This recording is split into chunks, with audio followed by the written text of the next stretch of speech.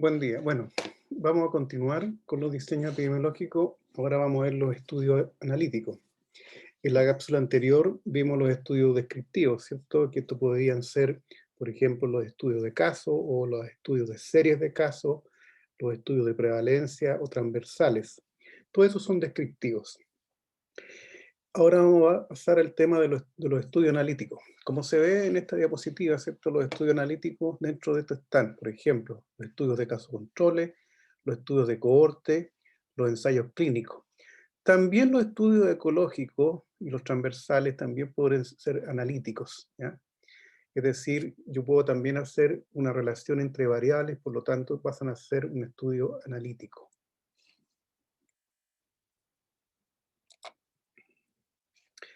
Cuando hablamos del nivel de evidencia de estos estudios, como ustedes pueden ver, la mayor evidencia la vamos a encontrar siempre en los estudios analíticos, ¿ya? Cuando yo busco una relación entre la exposición y un evento de salud. Los más fuertes son los ensayos clínicos, le siguen los estudios de cohorte y los estudios de casos controles y así sucesivamente. Los estudios analíticos, ¿qué es lo que buscan? Buscan la asociación entre un efecto y uno o más factores de exposición, ¿cierto? Los factores de exposición son las causas, los factores determinantes o los factores de riesgo que producen un efecto, un evento o en inglés un outcome.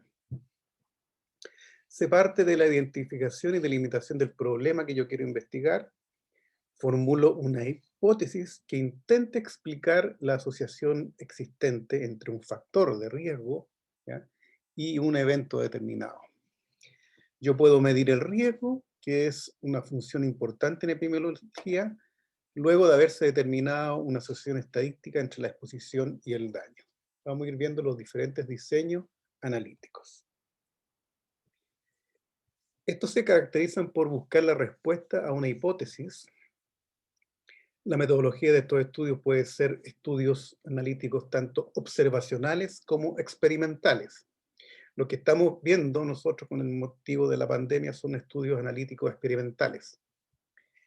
Y la inferencia causal, es decir, la causalidad, la relación causa-efecto, se produce a partir de la comparación de los individuos expuestos con los individuos no expuestos. Individuos que reciben placebo versus individuos que reciben la droga activa o la vacuna. Con respecto a la temporalidad, nosotros esto lo hablamos cuando vimos las diferentes clasificaciones de los diseños. Como ustedes pueden ver, en el estudio de cohorte, se parte de la exposición y se siguen los individuos hasta que se produce o no se produce un determinado evento. Entonces, yo en estudio de cohorte puedo tener un grupo expuesto, por ejemplo, que fuma constantemente, y un grupo no expuesto, que no fuman, y los sigo en el tiempo para ver cuántos casos de cáncer pulmonar ocurren en los expuestos versus los no expuestos. Es un estudio de seguimiento. Se parte nuevamente de la exposición del factor de riesgo, del factor determinante que yo esté evaluando. En cambio, en los estudios de casos y controles, es al revés la situación. Yo parto ya de la enfermedad y reconstruyo la exposición hacia atrás en el tiempo, ¿ya? Es decir, los estudios casos y controles son retrospectivos, ¿ya? Tengo el grupo con la enfermedad y le pregunto sobre su experiencia de exposición, es decir, en qué momento de su vida estuvo o está expuesto a un determinado factor de riesgo o exposición que yo estoy evaluando. Y lo comparo con un grupo de controles, individuos que no tienen la exposición, que no tienen el evento, perdón, que no tienen el evento de salud que yo estoy midiendo, y también les pregunto a esos individuos sobre su experiencia de exposición en el tiempo a un determinado factor. En cambio, con respecto a la direccionalidad, ustedes pueden ver que en el caso de los estudios transversales o cross-sectional study, ¿cierto? La exposición y el evento se miden en un mismo momento. Pero como ustedes pueden ver, la direccionalidad temporal siempre es hacia adelante. Veamos los estudios de cohorte. Estudios de cohorte o estudios de seguimiento. Acá los individuos son identificados en función de la presencia o ausencia de una exposición a un determinado factor de riesgo.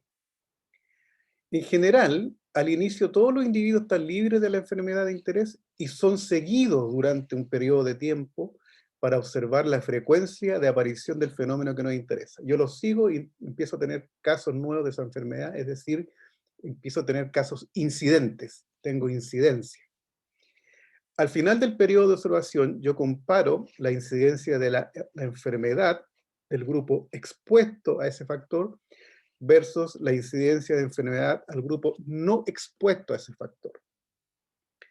Este tipo de estudio permite el examen de múltiples efectos ante una exposición determinada. O sea, yo estoy expuesto a un contaminante y puedo evaluar una serie de eventos de salud que pueden estar asociados a este contaminante.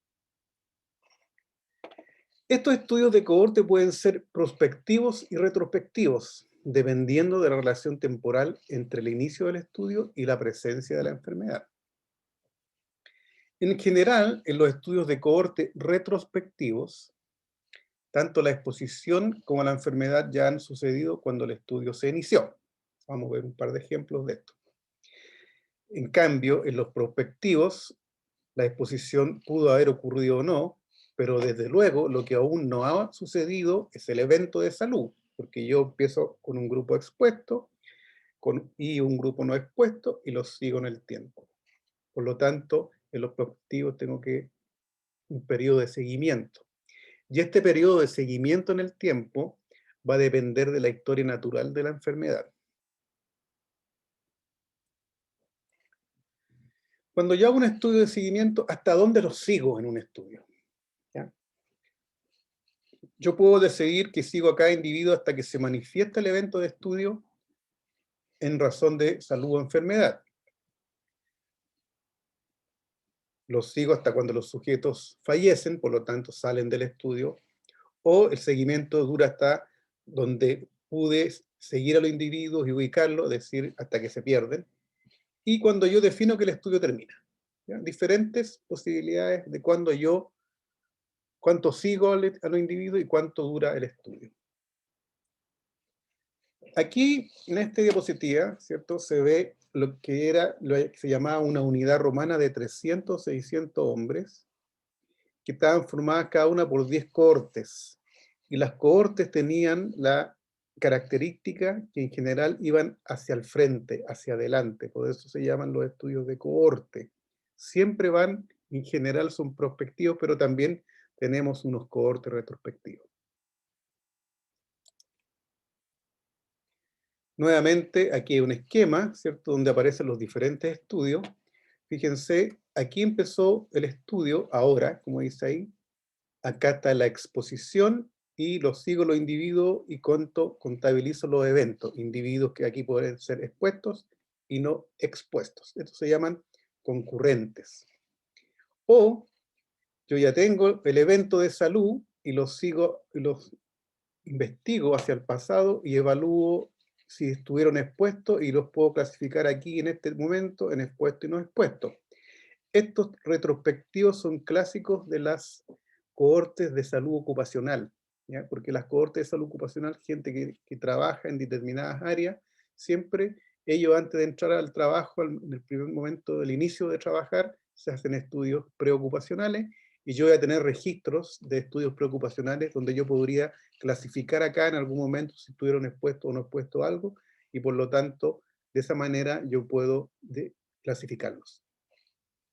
Y hay estudios que son ambidireccionales, es decir, que es una mezcla de cohorte retrospectiva y prospectiva, y por lo tanto, nuevamente en la misma relación, pero se partió del pasado, medí acá y los seguí de todas maneras otro espacio de tiempo. Estos estudios ambidireccionales son clásicos de los estudios de enfermedades crónicas de data larga, por ejemplo, en los casos de cáncer, ¿ya? Si yo quisiera estudiar la asociación entre un contaminante y un cáncer, lo más probable es que estos se demoren a aparecer unos 20 años. Entonces a lo mejor sería mucho más fácil conseguirme información sobre las personas en el pasado y saber que hace 10 años atrás habían grupos de fumadores y no fumadores, y eso yo los divido hacia atrás, allá en el espacio, en el tiempo, y los puedo seguir hacia adelante y los puedo tener ya clasificados y me ahorro de un periodo de tiempo de seguimiento, y por lo tanto, si yo asumo que un cáncer se va a producir a los 20 años, yo ya me ahorré 10 años y solamente lo tengo que seguir 10 años. Es un ejemplo de un estudio ambispectivo que se llama. La cohorte prospectiva, si ustedes se fijan, ¿cierto? Aquí empieza el 2008, se define una población. Aquí en los estudios observacionales no existe aleatorización. Yo lo divido entre un grupo expuesto y no expuesto. Aquí en el año 2018, ¿cierto? Aquí ya están expuestos y no expuestos, los sigo el 2018. Y probablemente la enfermedad de larga data la mido en el 2028 y voy a tener, dentro de los expuestos van a haber individuos que se enferman, otros que no se enferman, y dentro de los no expuestos voy a tener individuos que se enferman y otros que no se enferman. Y por lo tanto, se me genera mi tabla de 2×2 y puedo calcular mis medidas de riesgo. En el caso de cohorte, de los estudios de cohorte, la medida de riesgo clásica es el riesgo relativo. También se puede utilizar el odds ratio, pero la más adecuada es el riesgo relativo. Nuevamente, aquí está el grupo de individuos, una cohorte que está libre de la enfermedad, y yo, ¿cierto?, los puedo reclutar para una investigación y los divido entre un grupo expuesto y un grupo no expuesto. Aquí en el presente, los sigo en el tiempo, un tiempo suficiente para que se produzca el evento de salud, y nuevamente, tal como lo vimos anteriormente, van a haber grupos de los expuestos que desarrollaron la enfermedad, otros que no la desarrollaron, y lo mismo en los no expuestos, ¿ya? Y yo puedo hacer las comparaciones de incidencias y calcular riesgos relativos. La tabla que ustedes ya conocen, ¿cierto? No voy a entrar en detalle, pero aquí se calcula el riesgo relativo, entonces aquí claramente están los expuestos, los no expuestos, y con estos datos yo puedo calcular los riesgos. Puedo calcular la incidencia, como ustedes lo pueden ver aquí, entre el grupo expuesto y la incidencia en el grupo no expuesto, y puedo calcular mis riesgos relativos o eventualmente un odds ratio. Nuevamente, ¿cierto? Grupo expuesto, no expuesto, y después yo los comparo las incidencias, ¿ya? Aquí hay 4 incidentes y aquí probablemente hay 2 incidencias. Lo mismo, ¿cierto? Un grupo de estudio prospectivo, ¿ya? Enrolo gente obesa y no obesa y comparo la incidencia de ataques cardíacos, ¿ya? Obesos y delgados. Y aquí puedo yo después hacer mis cálculos. En la retrospectivo, efectivamente, aquí comenzó el estudio, ¿ya? Y a estos individuos yo los entrevisto y les pregunto cómo fue su exposición en el pasado. Y fíjense que empezó el estudio aquí, en este caso, en el año 2015, y yo les pregunto información que había en algún tipo de documento, registro, año 1985, y esto me permite a mí clasificarlos, si ustedes se fijan, en individuos expuestos y no expuestos, y después en el seguimiento yo puedo ver si hay una relación entre esta exposición y la presencia del evento que yo estoy evaluando. ¿Cuáles son las ventajas de los estudios de cohorte? Primero, yo puedo establecer directamente la incidencia, es decir, casos nuevos, para los grupos expuestos y no expuestos. También tengo conciencia de que existe una relación secuencial temporal de la exposición y la enfermedad. Primero me expongo y después me enfermé.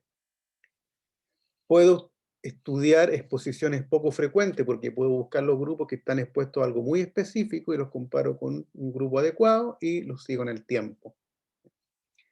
Puedo evaluar múltiples resultados o riesgos o beneficios que pueden estar relacionados con la exposición. O sea, yo sé que hay un grupo expuesto y no expuesto y lo puedo relacionar con diferentes eventos de salud. ¿Qué otra ventaja tiene con respecto a los ensayos clínicos? Es que acá no es necesario dejar de tratar un grupo, como sucede en los ensayos clínicos, donde a un grupo yo le doy un placebo y al otro le doy la droga activa. ¿Ya? Pero tienen la misma estructura, lo que pasa que en los ensayos clínicos interviene el investigador, él asigna la exposición, acá no.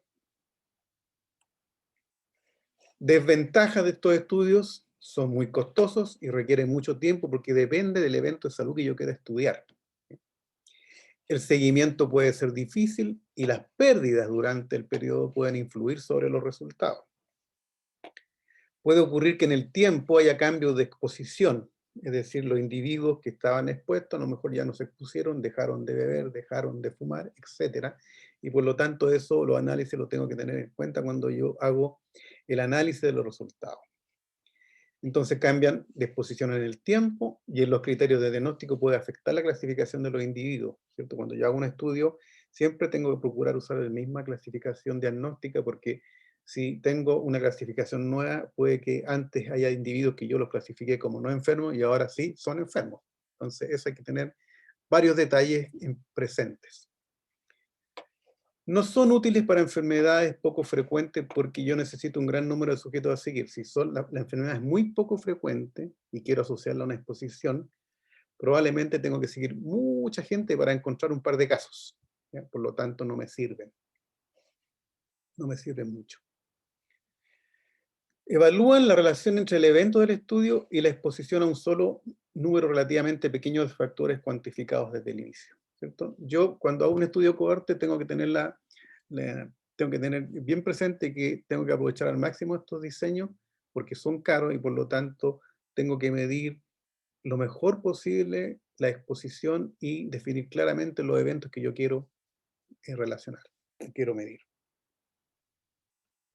Aquí hay un ejemplo de un estudio de cohorte del área de la fonoaudiología, ¿cierto? Dice, manejo de la cialorría en personas con enfermedad de Parkinson mediante terapia conductivo-conductual y estimulación termotáctil. Entonces, como dice acá, el resumen es un estudio que propone un tratamiento fonoaudiológico para trabajar con personas que presentan cialorrea, que producen mucha saliva, producto de la enfermedad de Parkinson, ¿ya? Entonces el método, 18 personas con diagnóstico de enfermedad de Parkinson y cialorrea, las cuales se dividen en dos grupos. Un grupo A que recibió solo terapia cognitivo-conductual, mientras que el B recibió esta terapia más estimulación táctil. Entonces, dos tipos de exposición. Podríamos decir, uno es expuesto a algo y otro no expuesto, y los sigo en el tiempo. Aquí es un ejemplo.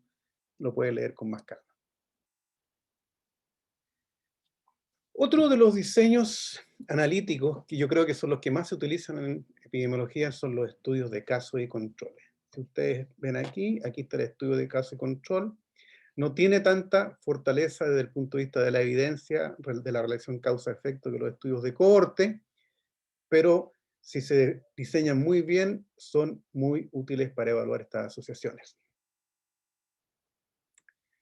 ¿Cómo funcionan estos estudios de casos y controles? Primero yo identifico a personas con una determinada enfermedad u otra variable de interés que yo quiera hacer, ¿cierto? Y los comparo con un grupo control apropiado que no tenga la enfermedad. ¿Ya? Entonces tengo un grupo de enfermos con determinadas características, edad, sexo, constitución, etc. Y los comparo con un grupo control que tiene que tener las características lo más parecidas a los enfermos, menos obviamente estar enfermo. Y los comparo en relación entre uno o varios factores relacionados con la enfermedad, y yo esto lo examino comparando la frecuencia de exposición a este u otros factores entre casos y los controles. Entonces, yo a los casos le reconstruyo hacia el pasado su exposición a determinados factores de riesgo, factores de exposición, y a los controles lo hago lo mismo. Y después genero mis tablas tetracóricas y puedo calcular los riesgos, en este caso los odds ratio.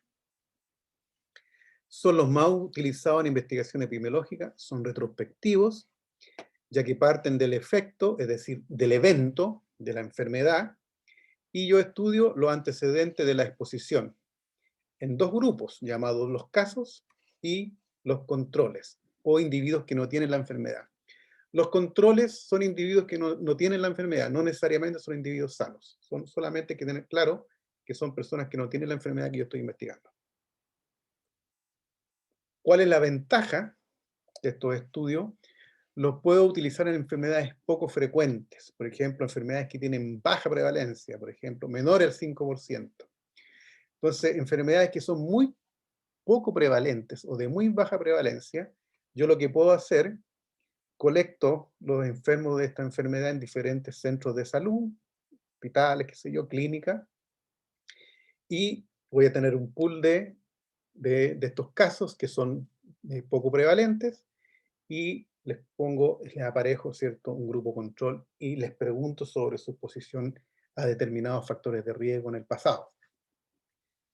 Sirven para enfermedades con largo periodo de latencia. Por ejemplo, sirve para enfermedades, por ejemplo, crónicas. Por ejemplo, cáncer, ¿cierto? Porque yo ya puedo trabajar directamente con las personas que tienen cáncer y a ellas les pregunto sobre su historia de exposición y las comparo con un grupo control de características similares. Ocupa menor tiempo y costo que los estudios de cohorte. Puedo identificar posibles o varios factores de riesgo, porque como yo le voy a preguntar su exposición en el pasado, le puedo preguntar sobre una serie de exposiciones que yo podría estar pensando que se asocian a la enfermedad. El N que se utiliza en más pequeños, el número de sujetos, y puedo estimar el riesgo relativo. ¿Y cómo lo estimo? A través del odds ratio. Desventaja. El problema de los estudios de casos y controles es que están asociados a una serie de sesgos, ¿ya? Y los sesgos los vamos a ver en una cápsula pequeña. ¿A qué se refiere? Los sesgos, ¿cierto?, son errores sistemáticos que se producen cuando yo selecciono los individuos o yo cuando mido los individuos, ¿ya?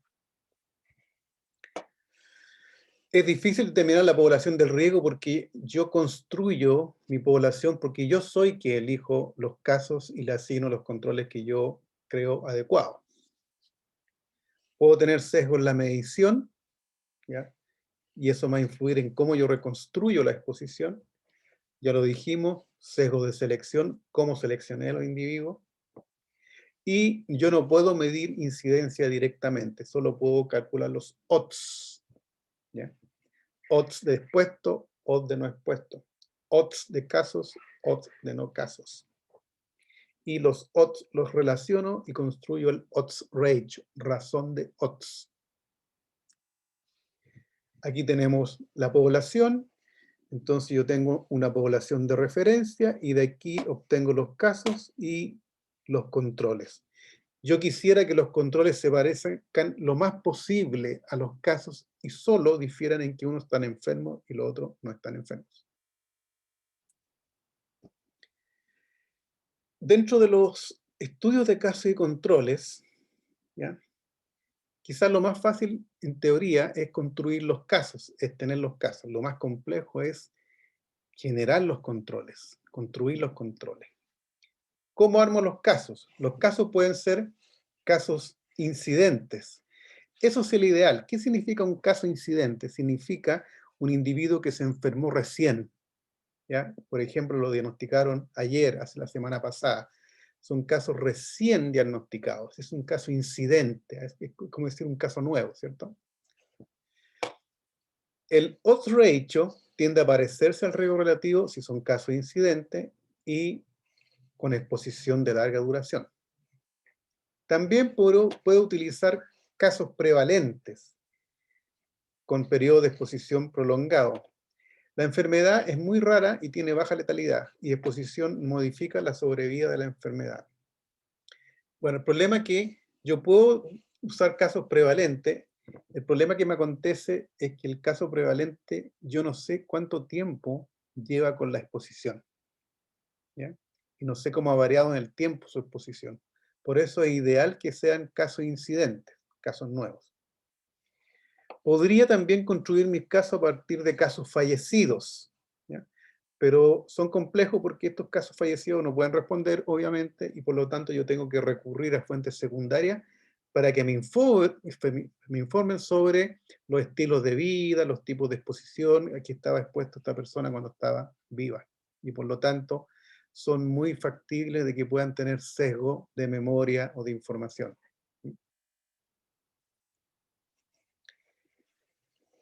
¿Cómo formo mis controles para comparar con los casos? ¿Ya? Tiene que ser una subpoblación que esté en riesgo de desarrollar eventos. Es decir, mis controles tienen que tener la probabilidad también de que se puedan enfermar de esa enfermedad que yo estoy evaluando. seleccionados de la misma base poblacional, controles hospitalarios, por ejemplo. Perdón, seleccionados independientemente de la exposición. Yo mis controles solamente digo, voy a seleccionar controles, ¿ya? No pregunto si están expuestos o no expuestos, nada de eso. Yo después averiguo su exposición. Lo primero que yo hago, tengo mis casos y tengo mis controles. Y después, en algún momento después, les pregunto su historia de exposición. El grupo control espero que sea similar a los casos. También las mediciones deben ser similares entre casos y controles, las mediciones que se han utilizado. Pueden ser los controles con base poblacional, pueden ser controles hospitalarios, controles de amigos o familiares, ¿ya? Amigos y familiares porque en general los amigos y familiares comparten características similares y viven en ambientes parecidos, por lo tanto son un buen control. Nuevamente, este cuadro ustedes ya lo conocen, esta tabla de 2×2, ¿ya?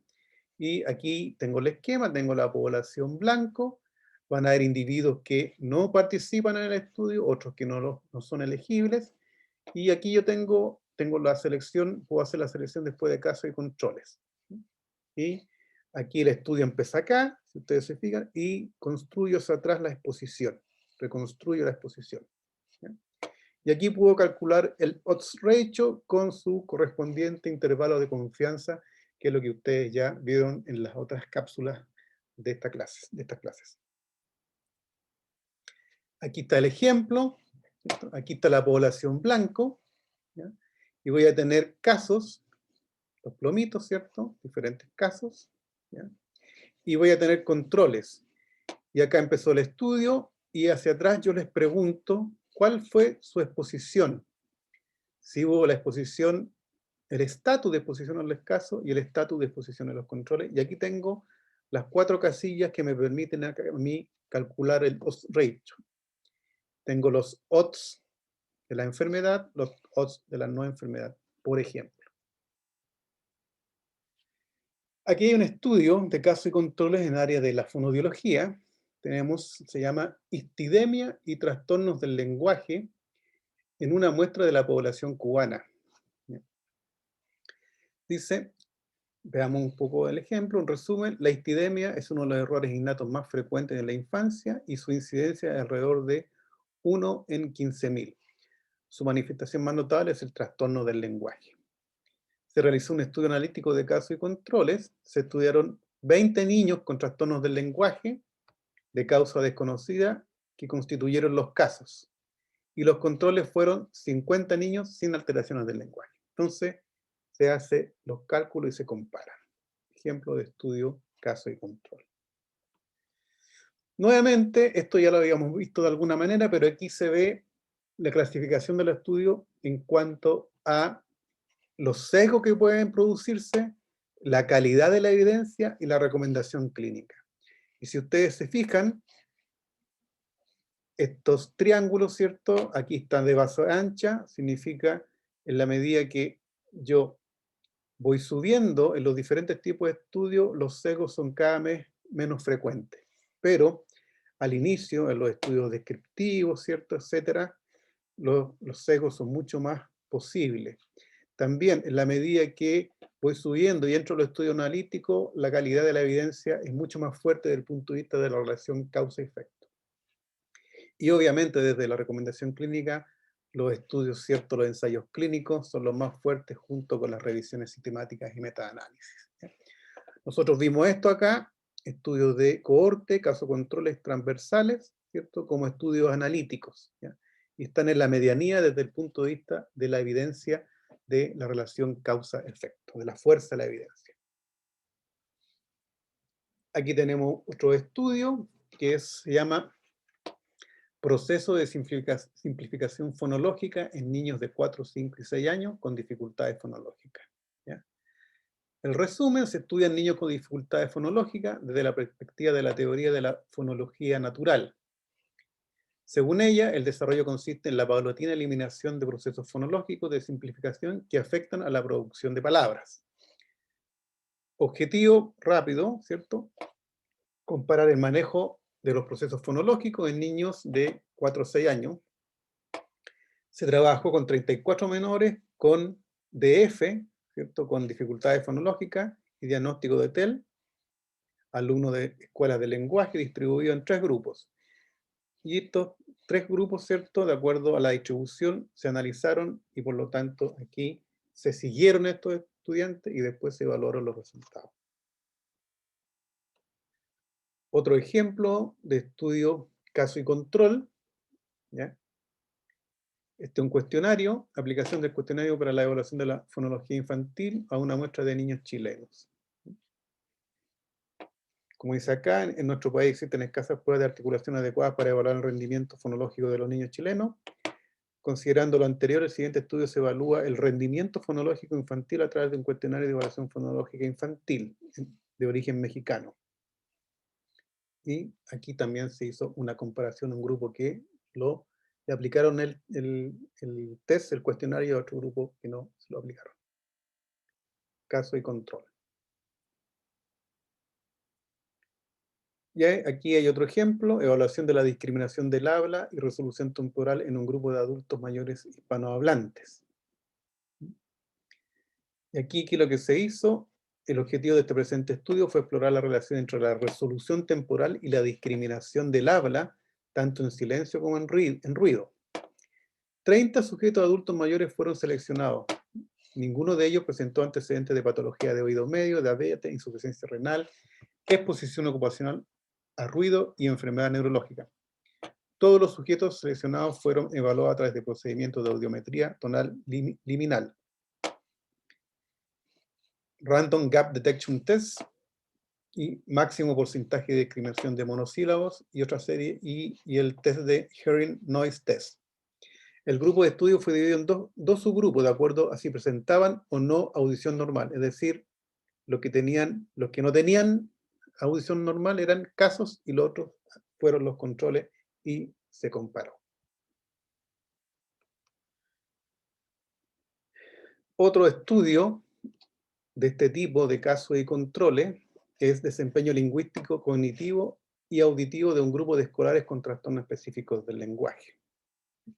No voy a leerlo de acá, pero voy acá, ¿qué es lo que se hizo? Se evaluó a 25 niños con TEL y 23 sin TEL, ¿ya?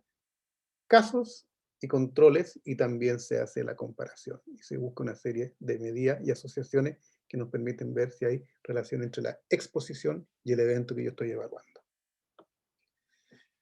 Y esto ya lo había dicho, pero para que ustedes no se olviden, si yo quiero hacer una descripción rápida de los diseños epidemiológicos, hay una pregunta, dice, el investigador asignó la exposición. Si es no, es un estudio observacional. ¿Hay grupo de comparación? No, es un estudio descriptivo. Sí, la pregunta es un estudio analítico, y la pregunta es, ¿cuál es la dirección de ese estudio? ¿Ya? Si la dirección, ¿cierto?, es de la exposición al evento, es un cohorte. Si es del evento hacia atrás, retrospectivo hacia la exposición, es un caso control. Y si la exposición y el evento son a la vez, es un estudio transversal o un cross-sectional. Si el investigador asignó la exposición es porque es un estudio experimental. Hay una pregunta, ¿se hizo aleatorización? Si es no, es un ensayo no randomizado clínico, y si es sí, es un ensayo randomizado clínico.